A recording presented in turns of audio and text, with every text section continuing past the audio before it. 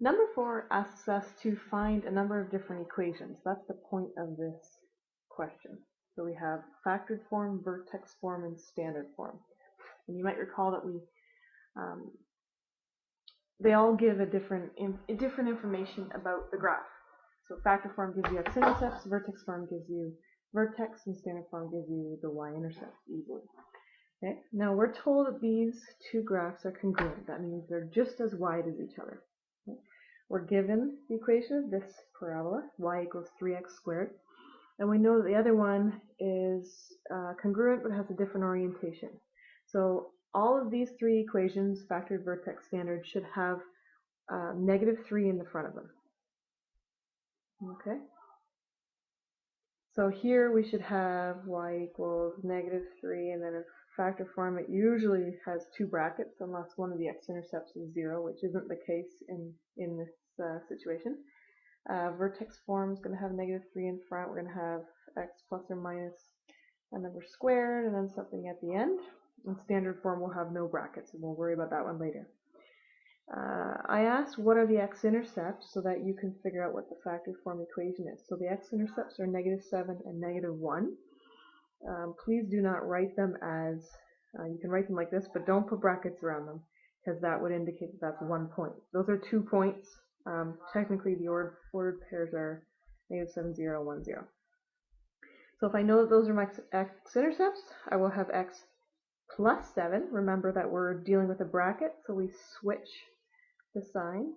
Okay, this should be x plus 1, and there's factored form. Let's do the vertex form. What's the vertex? It should be right here. It has an ordered pair as coordinates. Okay, we can't just say, some of you have said like 27. That's the height of the vertex. It's left 4, and then 27 up. So there's our vertex. To write it in vertex form, switch the x to +4, and the 27 does not get switched because it's not going inside a bracket. So there's vertex form. Okay, notice how they both have -3 in front. And finally, we want to look at standard form. And you could expand either of the equations that we've already written down, factored or vertex. Let's start with factored and see what happens. So what I'm going to do is leave the -3, and I'm going to FOIL everything. First, outside, inside, last, right? Then I'm going to simplify. 1x plus 7x is 8x. And now multiply through.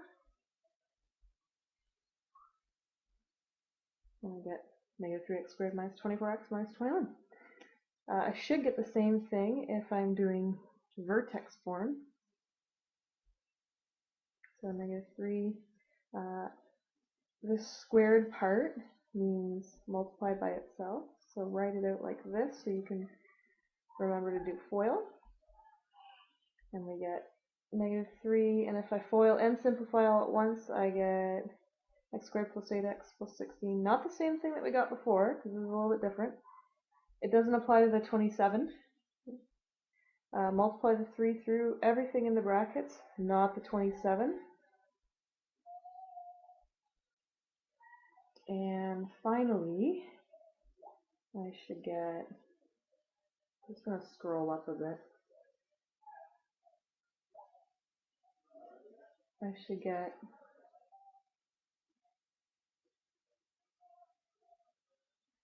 -3x, that's being a little bit funny here, minus 24x minus 21, which is the same thing we had before, y equals. So there's our three equations. They all represent the same graph, and they all tell us something different about that graph.